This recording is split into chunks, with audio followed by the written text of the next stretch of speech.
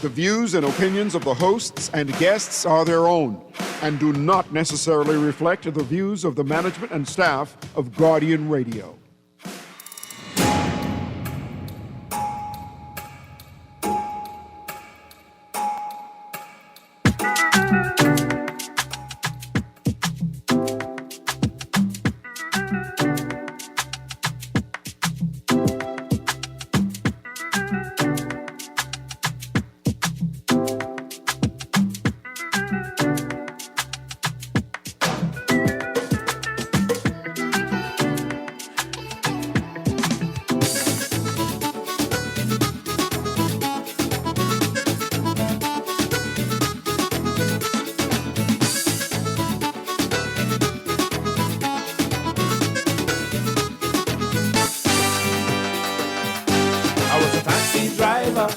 Was a deep sea diver, and when I want to pass, I would mash the gas. I was a taxi driver. I say I was a taxi driver. I was a deep sea diver, and when I want to pass, I would mash the gas. I was a taxi driver. Now tourists don't really know our country, how this thing go. A car coming on the other side, between the seat they won't hide. Look out, they shout with discontent. We think we have an accident. Say we driving. Good morning this morning, and welcome back to Guardian Radio 96.9 FM, your station for fresh news, smart talk all day. It's Tuesday, the 19th of August, 2025, and you are on the clock with Erin Greene. We're talking taxis this morning and unions, along with a couple of news on the table, some positive news, some interesting news, some questions for you. Let me start by reminding you about the Loyalist Charles Farquharson Will Competition 2025, open to junior and high school students across the archipelago. 4 winners will be from one of 4 districts: New Providence, Grand Bahama, San Salvador, and the rest of the family islands. The prize pot is over $450, plus prizes. To play the game, call the show. Let us know you want to play the competition, play the game. We're going to transfer you to the producer. You're going to give the producer some information: the student's name, school, what grade they're going into, what grade, and the answers. First, the government recording record for Loyalist Charles Farquharson's will, the government recording record for Loyalist Charles Farquharson's will, and the recorded date of Loyalist Charles Farquharson's death. The recorded date of Loyalist Charles Farquharson's death. Another note: Abilities Unlimited Summer Fund Fest was postponed 2 Saturdays ago, but it's being hosted this Saturday, 23rd of August, 2025, at the Abilities Unlimited location compound on Dolphin Drive, their training facility, their manufacturing facility on Dolphin Drive, Saturday, the 23rd of August, 2025, Abilities Unlimited Summer Fund Fest. Got lots to talk about. Of course, the papers are filled with conversation about, not as much unions. The issue is taxi cabs and liveries. We're going to go through those stories. Is Guardian: residents in Southeast Bahamas report mild conditions from Erin. I took a look at Erin on the map. So I size Andros on the outside, size Long Island on the inside. But this week, it's huge.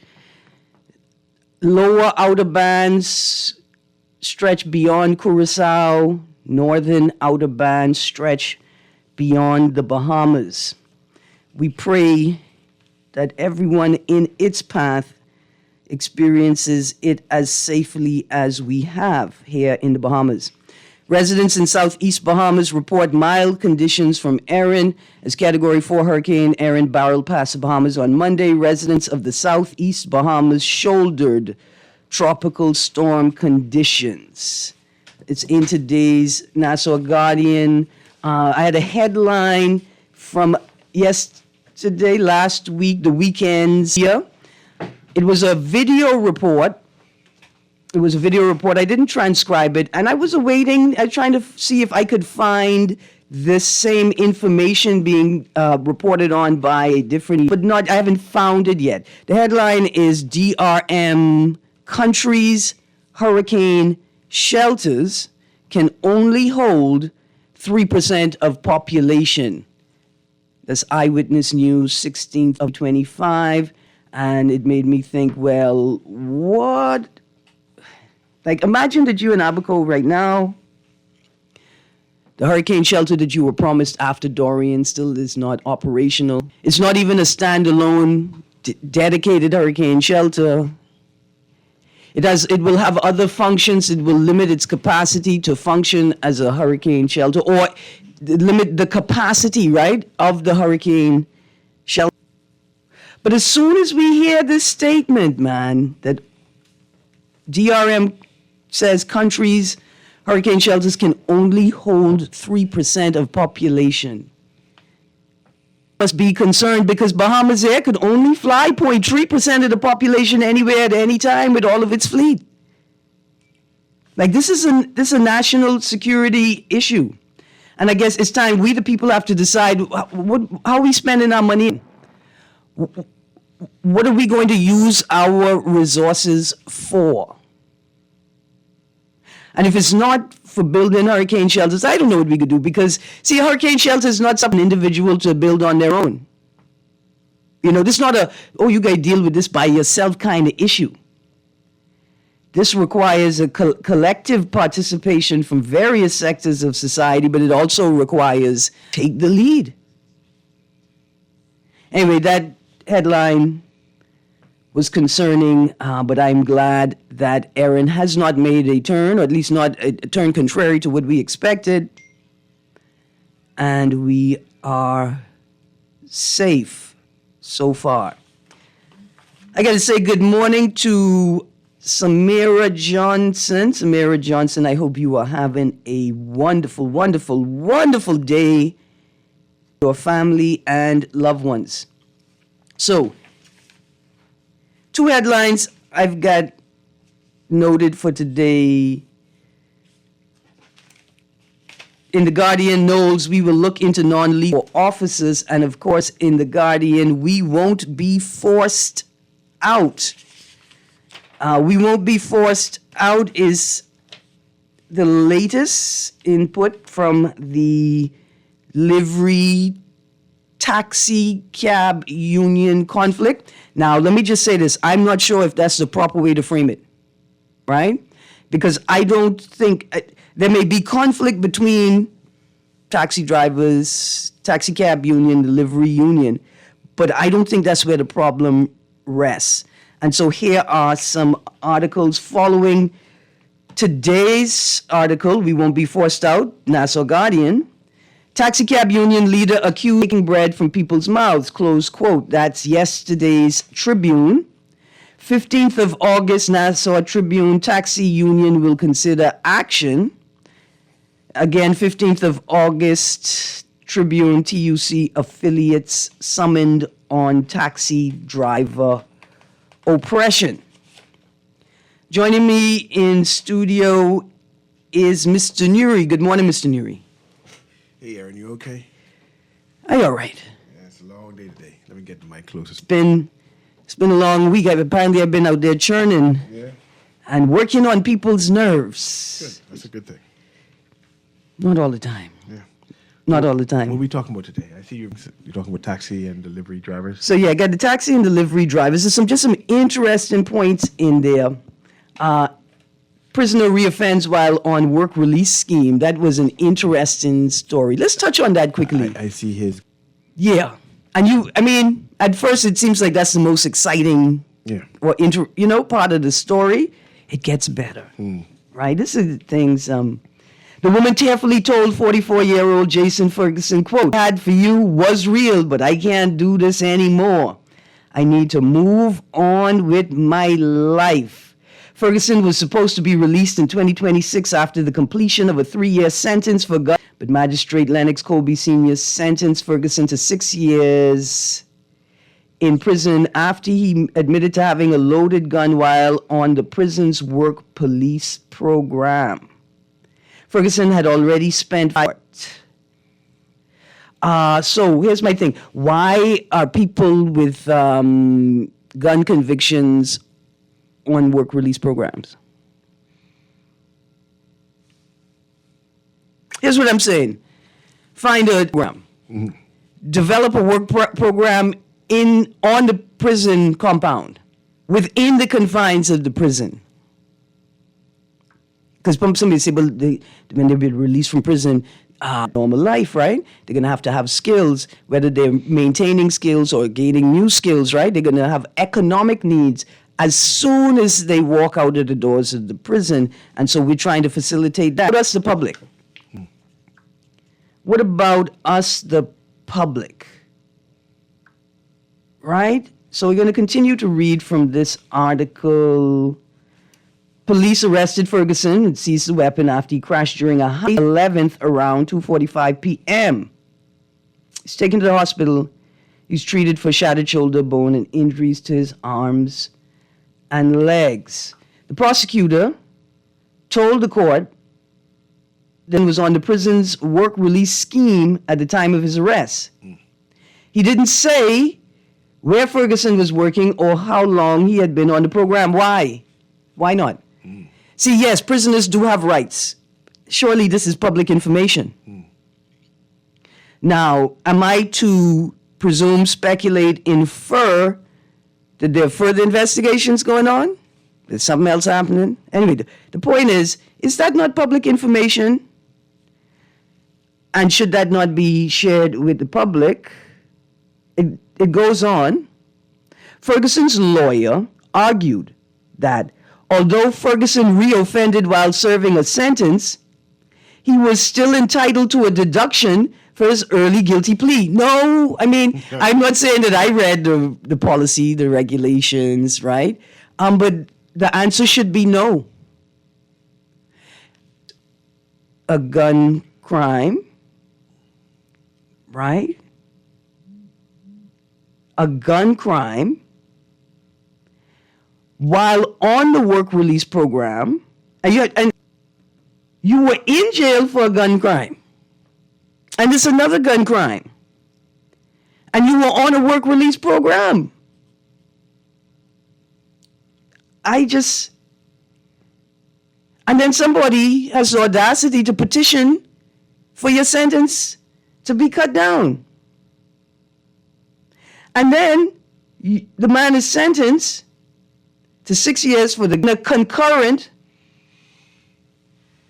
4-year sentence. Concurrent means at the same time, right? Mm-hmm. And consecutive means you serve one sentence and then you serve the next, right? Mm-hmm. I'm not sure if towards gun crimes is sufficient to deter gun crimes. Colby directed that the gun seized from Ferguson be sent to the forensic lab to see if it had been used in crimes.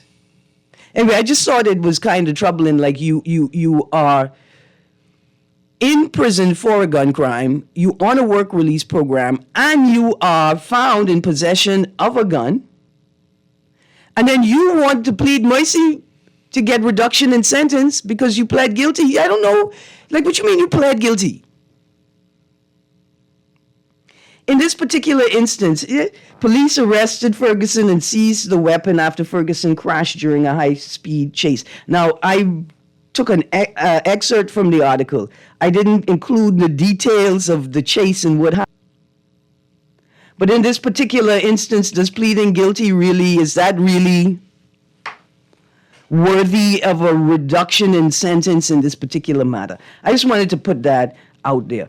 Another quick story before we get to the taxi cab, Mr. Nuri. Did you see this story coming out of the United States of America? When I turned on my TV yesterday, and let me just say to the staff at BTC, virtually all of our issues are resolved in the area. We have one resident left that was experiencing an issue before this area-wide outage that has not been resolved yet. And she has been communicating or attempting to communicate with you for 4 weeks now and has not been successful in getting resolution to her issue. Please. Anyway, but the point is, I turned on my TV and I could see it because it was on. First working day, business day of the week. By Monday evening, the problem was resolved. My complaint was simply, if the information was read or conveyed at the time it was given, maybe the problem would have been resolved before the weekend ended. Before the weekend started, maybe even. On another note, so I turned on my TV last night and I saw this story. Did you see it? Texas Democrat legislator to stay in state capitol after refusing law enforcement escort to leave. That headline sounds nice, eh? So, did you know that the U.S. has a problem with boundaries, constituency and district boundaries as well? Anyway, so in Texas, the Republicans control the House and they we changing up these districts. Democrats allege that this is gerrymandering. This is an attempt to create districts that bouts by Republican candidates. And so the Democrats protested this, knowing they didn't have the majority of the House and they had very little control. They protested it by going on vacation. They went all across the continental USA, right? So they finally get back to the House yesterday. And the Republicans pull a move and say, hey, since y'all don't like showing up to work, what we're going to do is you sign a consent form, consenting to be escorted by a police officer that will ensure you show up to work on Wednesday. And I thank God y'all turned my TV back on because it. What you mean? So Collier, State Rep Nicole Collier of Fort Worth, said yesterday evening she prepared to spend the next whatever hours until Wednesday in the House, but what she ain't going to do is sign a consent form saying that a police officer will escort her, not bodyguard, escort her like she's a detainee round the place to make sure she come to work on Wednesday.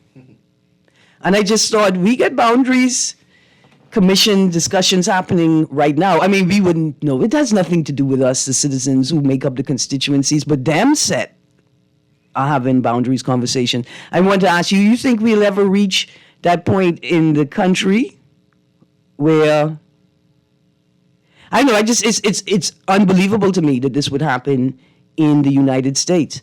That lawmakers would attempt to force other lawmakers to participate. I just wondered if anybody else had heard of them. Do we think anything close to this would ever happen in our jurisdiction in our common law jurisdiction, in the jurisdiction of the Bahamas? If anything would happen like Democratic lawmakers, she's not a jabroni. Remember a couple of summers ago, a lot of new representatives got locked up, got detained, got kicked out of the House. She's not a new representative, 7-term Democratic lawmaker, former chair of the Texas Legislative Black Caucus, and also represents a majority-minority district. She added in the statement, quote, "My constituents sent me to Austin to protect their voices and rights," she said. I was shocked. I really didn't think that it is going down like that in the United States. And when did Trump and Republicans start taking tips from the Bahamas? It just made me wonder. The phone line. Let's go to the phone line. Good morning, caller. Good morning. Good morning. How you doing? I'm good, thank you. Good. I just had his name in my head. I'm trying to reach the gentleman that has the show it in the morning before. You trying to reach them right now? The show is over. Cousin. The talk show with Mr. What's his? To the representative from the Livery Union? Because you on a whole other show. I'm trying to reach Guardian Radio. You on Guardian Radio, sir? Good morning. How are you? You're on the clock with Erin Greene. Oh, Miss Erin, how you doing, Miss Erin? I'm good, thank you. I just want you to know you owe me a bag of Gnap. Okay, let's get to it. The small things. Now, All right. Miss Erin. Yes, sir. I have a problem, right? Yeah. I'm a public service worker. I work for government. Okay. Okay. I have had some. Well, my daughter have some medical issues going on, right? I secured 3 loans, a loan from 3 different banks. Okay. Okay. But for some reason, Mr. Davis, or let me not use Brave with this. Well, I can use it with this. The Prime Minister got Wilson deciding whether or not your children live or die. Because this man decides, okay, you can't get a loan because I don't feel like you need a loan. Okay? Okay, well, just one quick question. Is there a board or a committee or a decision, or it's only... That's him. Listen, everyone, my PS, my permanent secretary signed off. My head of my department, it already passed through there. Okay, but finance, I got you. Finance has to give the okay. That says yay or nay. Okay, you're in a very public place. Let's be careful how we talk about it. Do you have a lawyer? No, I don't have a lawyer. Okay, so the first thing I tell people is you can always go to the Eugene DePuch Law School Legal Aid Clinic and start there either for direct advice or for referral to a lawyer, right? The second thing is you talk to your union rep?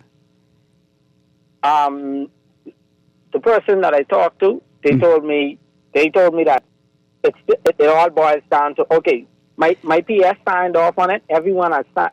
It all boils down still to Simon Wilson. I got you because he's in charge of finance. Here's what we want to do.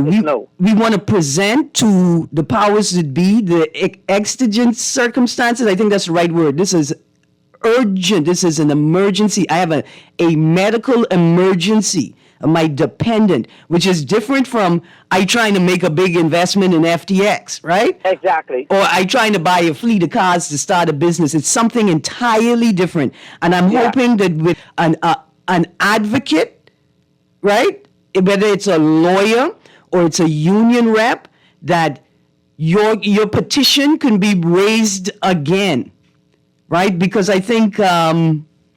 I understand there is a level of oversight in terms of how many loans, right? Like what your debt ratio can be, and that's a given. But in this circumstance, can I say something? Yeah. I before I made any complaints, I checked and I made sure I was in the boundaries. Okay, you have to be left with at least 65%. I was left with more than 65%. Okay, of my salary. That's number one. Number two. He asked, okay, at first he said, okay, we don't want you to get a loan. Okay, but hold on, cousin. I want you to be very careful. See, bringing it to the airwaves is a balance, right? It could be very helpful, but it could also be problematic, right? I know. I used to be in the wrong place and name, you'll never get nothing. Right, so let us figure out the best way forward. Now, here's the next thing. I'm not telling you to give up on what you think is owed to you or what you think is accessible within the scope of the law and the legislation. But what I am saying is let's also use this space to appeal to either a donor, someone who could pay for it, or someone who could work with you, right, and possibly offer you a loan that at a rate set within the scope of the existing legislation. Right? Really and truly, Miss Greene, I'm an island man, and it take a lot for me just to call here because honestly and truly, island people, we get pride. Yeah. Whether it be like, hey, I work, even though I work for government, every day I go to work after work. I have a side job as well. Okay? I got you. So you know, and when I doing that, I dive in or selling crawfish or fish or we don't ask people for charity. All right. You understand? So watch this. The Public Service Union is a part of which Congress? I'm not sure. And I think it's not because I'm not in the union. I got you. I understand.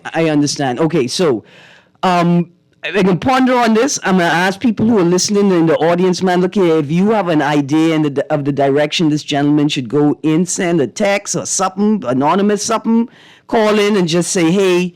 I just want to know why it is that Simon Wilson, him alone, because everyone I ask, Let's rephrase it. Hold on. Let's rephrase it. Let me put it like this. As a finance, whoever's in charge of finance, Let's rephrase it. Let's rephrase it. The question is exactly what is the protocol in the space in that area? What I just want to know how come one person get the decide. is this a decision that only one person makes? Yes. Is that the scope? No, I mean, in effect it could be. That's what I'm trying to figure out. How is that? In nature, it may not be. Here's what I'm saying. On paper, it may not be a one-person decision. In effect, like the way that government has operated over time, almost like convention or custom, it has become a one-person decision. So we need to figure out exactly what the regulations and the scope of the regulations are to ensure that they're operating tightly within those bounds. And if they're not, then we have a space to petition in. Otherwise, we need to be very careful and talk about the office and not The office of the finance minister is denying me, and I'm not the first. See, if I was the first, then I would feel like it's maybe something I'm lacking in, but I'm not the first. Operation for his child, and guess what? He lost his government job. You know why? His child got the operation, but he going to jail for armed robbery. Because people ain't going to let their children die just because you decide they getting a loan, what they paying back out of the form, I knew. I understand. Like, you ain't asking for the government to help you or lend me, finance, can you give me $5,000? No. It's a loan that you're going to pay back. To allow me to allow the bank to take $260-something out of my check. I got That's you, all sir. and you telling me no, so now I'm supposed to let my child die. No. I have a friend, like I say, sitting up in jail right now for armed robbery, but his child already got the operation she needed. Thank God for small mercies. How life is like they turn law-abiding citizens into criminals. Systems, dysfunctional systems will frustrate people until they have to act outside the scope of the law. I want us to be very careful and responsible. I'm not diminishing the importance or the urgency of your issue at all. Yes, it is urgent, and that's why I'm saying, all right, as a man, I will not sit back and let my children suffer for somebody else whose children sitting soft, and if they get to court. So here's what to do. Okay, here's what to do right now. When you hang up from me, call not Public Service Union, Ministry of Labor and Public Service. Labor and Public Service. Ask to speak to the PS, and you want to make an appointment for to speak. Is that next to the minister? Same compound. I went there already. But have you spoken to the PS or the minister? No, ma'am, I haven't. Okay, so what you want to do is you want to make an appointment to speak to the PS and or the minister. If you is that Miss Glover? That's Mrs. Pia Glover Rule. Miss Pia Glover asked me if I in a constituency, so it came like if I'm in a constituency, she got at me. I didn't been through that. Don't watch nothing. Don't watch nothing. We're gonna in this very moment right now. We are going to presume that she wanted to ensure that if any conflicts of interest arose, she could manage them properly. That's what we could say in this moment, okay? But just between me and you. If you cannot get an appointment with them, call the secretary to the cabinet and indicate you got a life-related urgency and you need to speak to somebody, okay? Okay. I'll do that. I actually here and there now to try and make an appointment at the public service. Yes, sir. Please. I'll go there. I'm actually heading there right now. Okay. All right. So thank you much, Mr. Green. You're welcome. Don't worry about the GNAP. Don't worry about the GNAP. You got other things to worry about. I got you. All right. Let's go to the next caller. Good morning, caller. Hi, morning, Erin Greene. Morning, sir. How you do? Fine, thank you. Good. Listen, Erin, Montague Beach shoreline is fastly becoming a blanket filled of seaweed that contains lots of bottles and cans in it. All right, but we need beach and park authority to clean it up before the Baymans can enjoy our natural resource. Without a doubt. Lots of seaweed, and it looks very untidy out there. Okay, where you think is the trash coming from the beach or is trash washing up from the shore? It's actually the seaweed from the beach, along with cans and bottles. That's mixing it, and from the land. Because where the sun is shining, you can actually see them shining, and it's a lot. It looks terrible out there. Yeah, they need to pay quick attention to that. It turns out that beaches. It looked like beaches and parks itself is a problem, no matter who's managing it. Hey, yeah, a couple of weeks ago we had a good Samaritan who said he was doing it for the exercise, who actually PV'd off the beach and put him up. Right? He said he's doing it for exercise without any pay, and parks and beach still never came and carried them away. If you look at Monica Beach now, you'll see some heaps of actually seaweed that's being swept up there. Mm-hmm. There's a good Samaritan who actually did it on his own. He's not being paid for it. And nobody's come and collected it yet. No, and it looked terrible for the Bahamians. And no, and even though I want to say thank you very much, eh? Okay, Erin. Absolutely. Even though we had that cool story in yesterday's paper about the BAMSI student whose research has been accepted in an international study on neem and its value in animal and like husbandry, but in treating animals, right? We already know what we can do with seaweed. The question is, why aren't we using this resource that's available to us? Also, why aren't what's up with beaches and parks? We got a lot of callers on the line. We're going to go to the callers. And I want to talk about these taxis, man. Good morning, caller. Hey, morning, Ms. Greene. How you doing? I good, thank you. How you do? Okay, I want to comment on the last personal call about the weed and the garbage, right? Uh-huh. We don't need beach and parks. We need y'all to stop being nasty and throwing garbage on the beach. I usually I agree with you. You are half of the solution there. The other half is, it is obvious to anybody with good sense, including the people who's parked their car on the grass, which is intended for children to play on. It should be obvious to everybody that the bins that are erected on that beach and park are not sufficient. First of all, there are not enough bins, right? There are not enough bins, and the bins themselves are not large enough, and they're not the proper types of bins for a windy location. Here's the next thing. You got at least one entity operating out there that, unless they change the scope of the legislation, should not be operating out there. Only temporary vendors supposed to be operating. The scope of a temporary vendor permit is that you're supposed to remove all of your trash at the end of the day. You're not supposed to rely on the infrastructure on the beach as a vendor. And so, see, we have great agricultural properties. There's a whole bunch of stuff we could be doing with it. We could be making composite pallets with seaweed. It may not be the sargassum, but we could start working in that direction. Good morning, caller. Yes, good morning, Ms. Greene. Morning. I have a couple of quick comments here. Try to make it quick. But, the thing is about that, what the gentleman talked about Montague, right? Uh-huh. I see where at the northern wall where the garbage or et cetera becomes entrapped or engulfed in the seaweed. Uh-huh. So when you look at it, that's one seaweed which is immiscible. You see it floating within the water within that area. And so because it's entrapped and it is actually circulate. So not everybody throws garbage into the sea, but we have to remind the public that when they throw something away, it doesn't go away. And so maybe people should be fined, et cetera. If they're having a party, you should help make arrangements. Even if the garbage is full, that doesn't give you a reason to proliferate the place with garbage, you know what I mean? But another thing is, Ms. Greene, is did you get someone to find out if Hay Street really is a one-way street? Even though I know it's a one-way street, I'm 61. I've never seen anybody turn to go west on Hay Street. So I know Post, Market Street being southbound, respectively, and Blue Road being northbound, respectively. Some of those corners that run between those corners, they are being made one-way. All right? You know that, right, Ms. Greene? Yeah.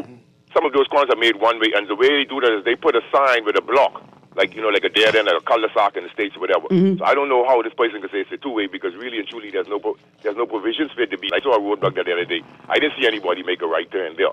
All right? Yeah, so, and basically another thing, this is a little joke for C.A. Newey, right? Because this is a counter-argument. Because I'm vexed that every time Bahamians say something, a texter called and talked about the migrants changing their name to Bahamian names, right? And which will be the slave colonial names, which is a post-colonial construct. So then the question becomes, my counter-argument, why then would a migrant want to change his name to Marcedem name? He's no different, he's worse, because he has a French master name, but he want to change it into English master name. So that's my counter-argument. So what happened? Bahamian can't speak now, but something that they say, why are they changing their name to Marcedem name? That still makes them a slave, and they're still bleaching. Give thanks, yeah. I got you, 52. I knew a texter reach out to me. They texted, right? They didn't call. They sent like a message on the platform. It's rude. I'm wondering what they was talking about, like, because I didn't respond frequently on the platform, and I realized they were talking when the woman called in to say the same thing. It is two-way, and I said, listen, I ain't being rude, but like, click. I didn't hang up right away. It's a two-way, though.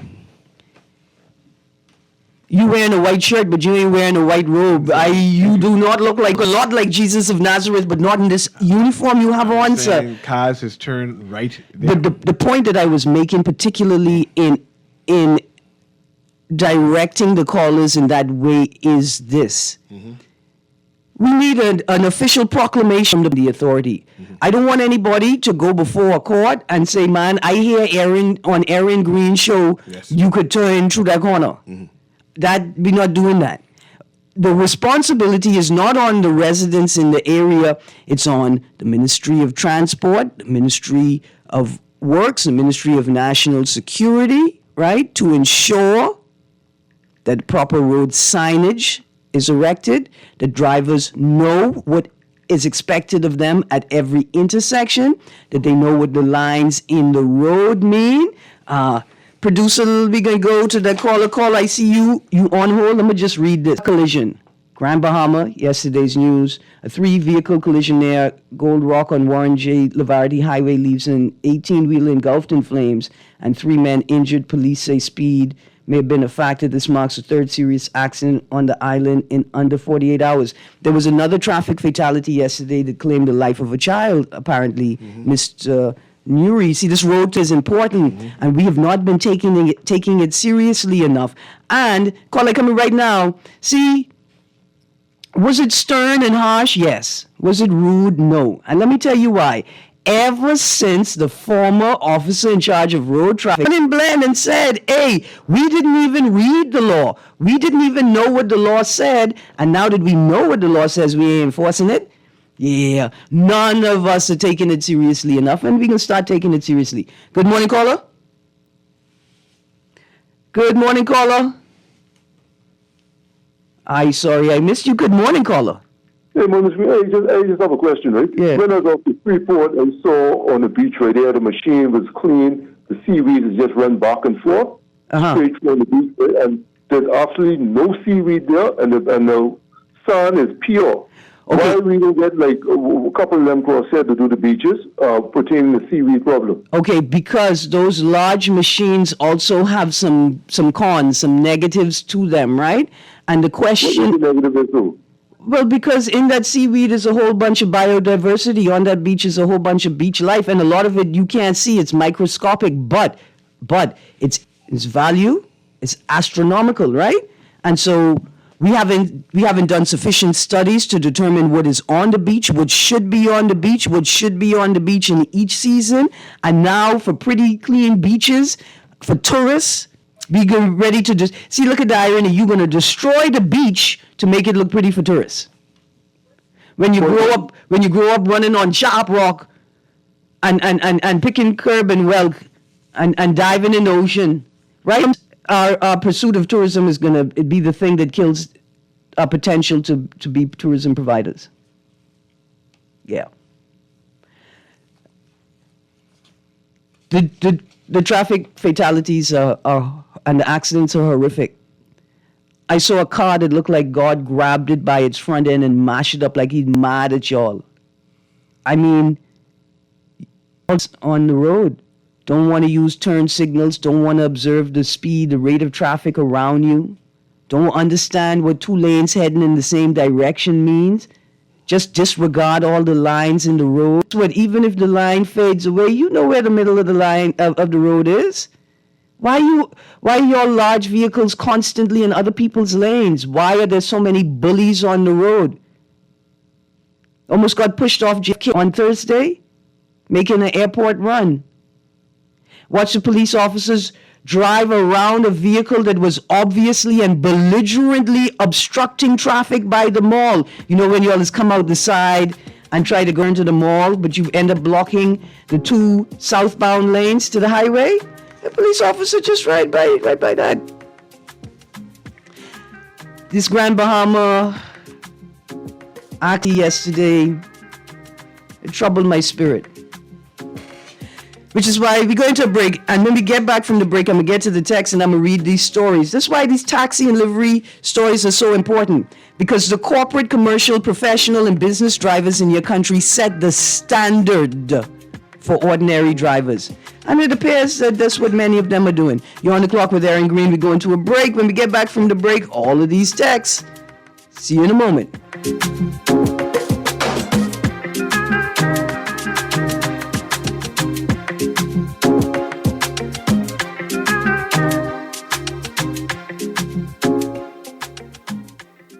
You try to rest, but roll with the best.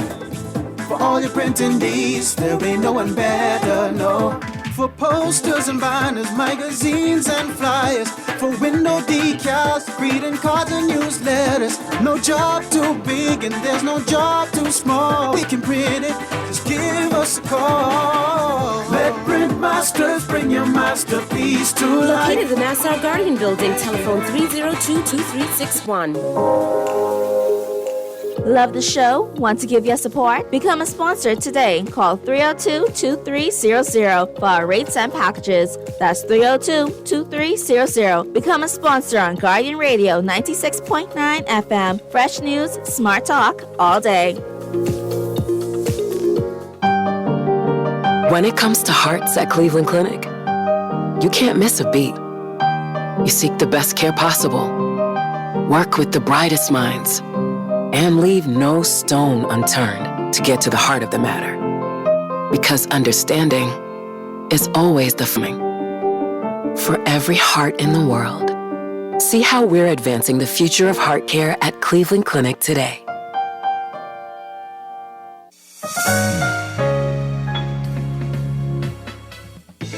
Don't wait for a storm to arrive. Stop, make home repairs, purchase a generator, and more this hurricane season with a Fidelity personal loan. Make that move today. Call 356-7764. Fidelity, we're good for you. This is Guardian Radio 96.9 FM, streaming on GuardianTalkRadio.com and the Guardian Radio app, Nassau, Bahamas.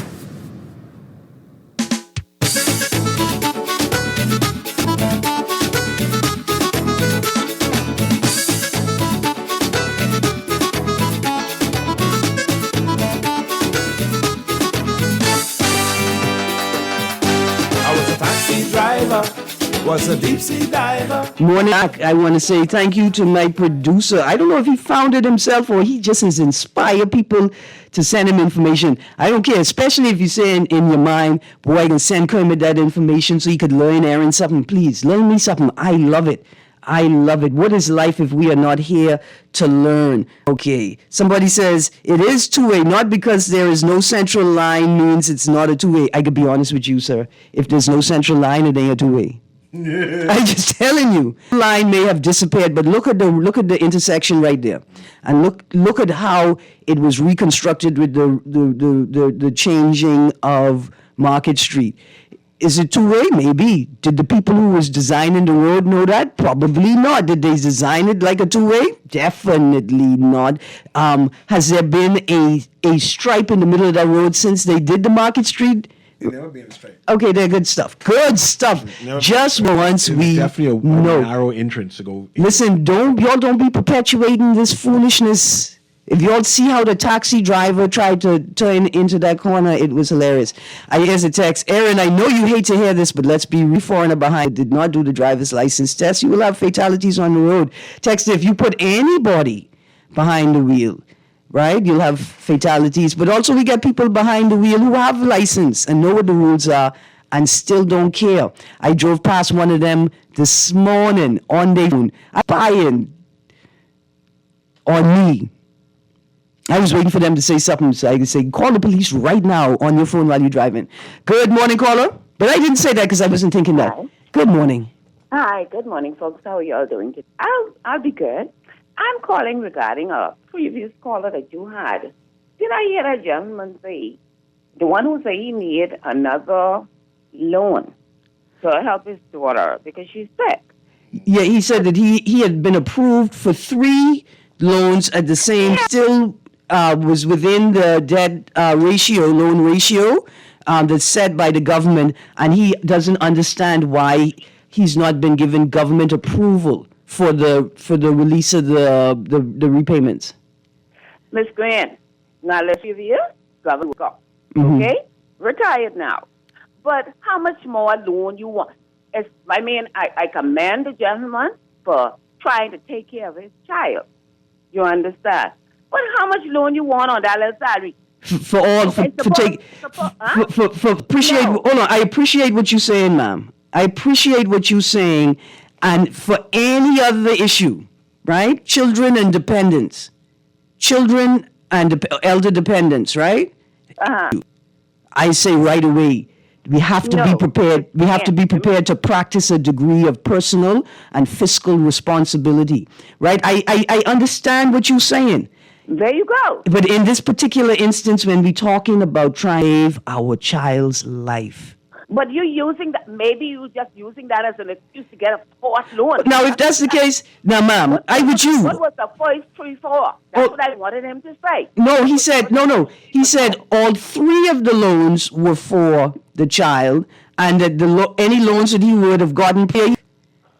He was saying that he had secured 3 loans for the purpose of... Right. He didn't say he paid all of them back. No. He said he's had them all approved right now. The 3 are sitting on the table right now. At least 3 to be able to take care of his daughter, and he can't get any of them approved. Miss Greene, listen to this. Now, if he's telling an untruth, you can't be calling me on the radio trying to build up sympathy for lies. Thank you. But if it is his child... You use it. And listen, those people, and he said about 65%, and so he looked like he's trying to max out. Go all for his the way child. down. For his child. Well, he say for his child. Okay, and I say, because a lot of men in this country don't know what Ma'am, I already in heavy waters in the turbulence. They already think I hate man. Ma'am. We gotta be easy. And in particular, like I say, if it's an untruth, then, what you put out there, you're going to get back. The text says, the offspring of fatherless immigrant kids who are lost, empty, and dealing in corruption, buying licenses, drugs, and guns contribute to crime, fraud, accidents, and fatalities. A gentleman who was estranged from his father, and he body slammed a girl on the beach. Yeah.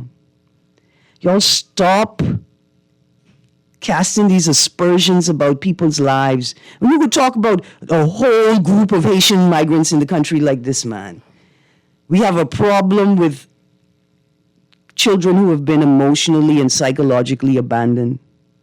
Across culture, across ethnicity, across generations of Bahamians. There's a text, hey, Street West on Market Street is not physically two-way. No large vehicle can turn through that corner. Let road traffic respond to this. That's what I say. And I'm not telling people, oh, you stupid, or you wrong. I'm saying the most responsible thing to do is to let road traffic do it. Right? I don't know if we could compel them to do that, but we could try. Here's a text that say, I was blown off the red light for moving too slowly off the light and then tailgated in marathon while in my car going under the speed limit.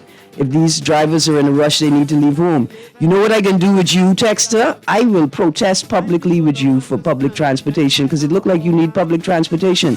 It looked like you feel that the whole world and the whole country's economy could run on your pace. At the speed you want to go when you want to go it. The country is failing, one reason, because we cannot move at the pace of our own economy, not a personal economy, not a collective economy, not a community economy, not a national economy. And we got some older, miserable people out there on the road saying out loud, I don't know where y'all have to go, you should have planned your life better. You know what? You should have planned your life better. Because driving at 7 miles an hour, next to another car driving at 7 miles an hour, going nowhere, is only impeding the development of this country. You can't drive on marijuana, but a lot of y'all sure are trying. That's the music. I gotta go. You've been on the clock with Erin Greene. Callers, I'm sorry. I didn't even get to all of the texts. And this text is texting me again. NHIA has yet to pay its providers. Ah, boy. it, I can keep sending it, I can keep reading it. Y'all have a good day, because Guardian Radio AM with C.A. Nuri is up next. This was the end of the talk. I said $35. The man grabbed me by the collar. Talk about scared and be funny.